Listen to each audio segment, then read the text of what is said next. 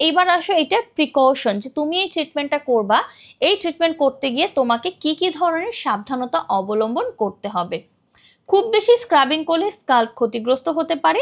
Medicated product ব্যবহার করার আগে প্যাচ টেস্ট করা জরুরি। সেই ক্ষেত্রে তুমি বাজারে যেই শ্যাম্পুগুলো পাওয়া যায়, যেমন ধরো তোমার হচ্ছে ডানসেল বা সিলেক্ট প্লাস, যেটা খুবই কমন এবং অল কাইন্ড অফ স্কিনের জন্য এটা খুবই সেফ, সো তোমরা এইগুলো অ্যাপ্লাই করতে পারো।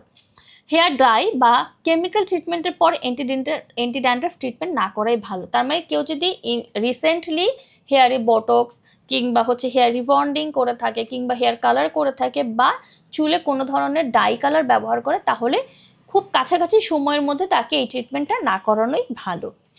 প্রতিটি ট্রিটমেন্টের ব্যবহার্য উপাদান ক্লায়েন্টের স্কিন অনুযায়ী ঠিক করতে হবে। তার মানে তোমাকে আমি যে দুটো রেসিপির কথা বললাম, এই দুটো রেসিপির মধ্যে তুমি কোনটা ব্যবহার করবে সেটা ক্লায়েন্টের স্কাল্পটাকে ভালো করে দেখে দেন তুমি এটাকে ডিসাইড করবা।